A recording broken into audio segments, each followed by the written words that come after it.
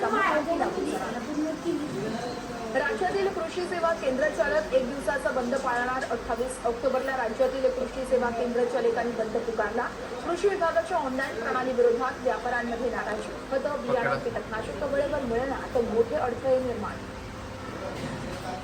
सिंधुदुर्ग ठरला देशातील पहिला कृत्रिम बुद्धिमत्ता म्हणजेच AI प्रणाली स्वीकारणारा जिल्हा. याचाच अभ्यास करण्यासाठी नीती आयोगाचे शिष्टमंडळ 30 आणि 31 ऑक्टोबर रोजी सिंधुदुर्ग दौऱ्यावर.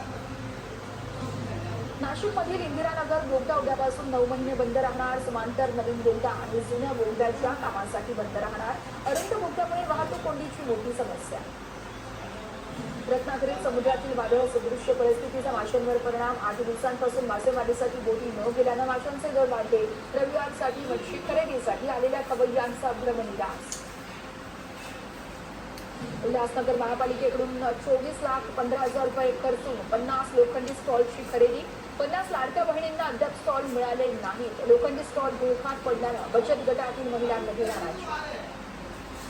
खालेगावसह नाशिक ग्रामीण जिल्ह्यातील संपूर्ण परिसरात मुसळधार पावसाची हजेरी.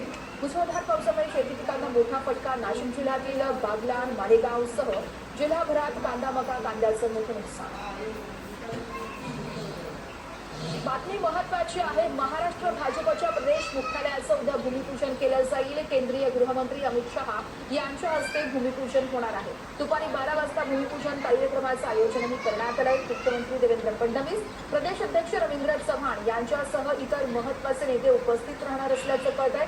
चर्चगेट परिसरात भाजपचे नवं प्रदेश मुख्यालय हे बांधलं जात आहे आणि त्याच भूमिपूजनाच्या कार्यक्रमाला अमित शहा उपस्थित असतील.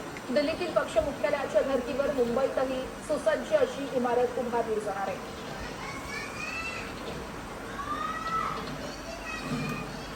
नाशिकच्या लासलगावमध्ये रात्रभर मुसळधार पावसाची हजेरी. पावसामुळे शेतांमध्ये पाणी साचल्यानं शेतकऱ्यांची चिंता वाढली. विहिरींमध्ये देखील गाळ साचला. शेतांना पावसाच्या पाण्यामुळे तळ्यांचं स्वरूप.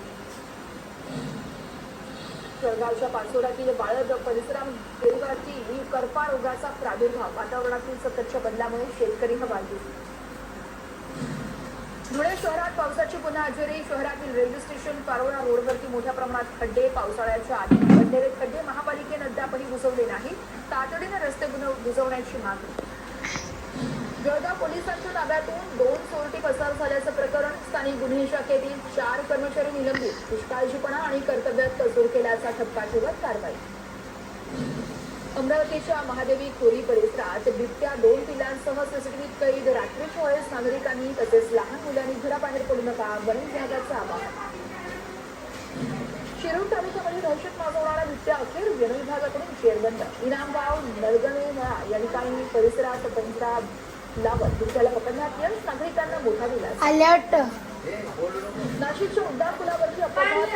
येणाऱ्या बसच्या उड्डाणपुलावर 3 गाड्यांना धडक. अपघातात 2 जण जखमी.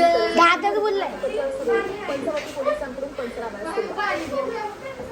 रत्नागिरीच्या दापोलीमध्ये हरणी समुद्र किनाऱ्यावरती पर्यटकांची हुल्लडबाजी. समुद्र किनाऱ्यावरती स्टंट करणाऱ्यांवर पोलिसांची कारवाई. स्थानिकांची तक्रार. पोलिसांनी दोघांना ताब्यात घेतलं. सांगलीच्या जत तालुक्यातील माडग्यामध्ये दुकानाला आग. शॉर्ट सर्किटमुळे आग लागल्याची माहिती. नुसते 25 लाखांचं. पुढील आठवड्यातील बुधवारपर्यंत कोकण किनारपट्टीसह मध्य महाराष्ट्र, मराठवाडा, विदर्भाला पावसाचा इशारा. समुद्रासह बंगालच्या उपसागरात कमी दाबाच्या क्षेत्राचा परिणाम. कार्तिकी वारीनिमित्त आजपासून विठ्ठल रखुमाईचं 24 तास दर्शन उभे राहणार. सर्व भाविकांना दर्शन मिळावं यासाठी मंदिर दर्शनाची बंद.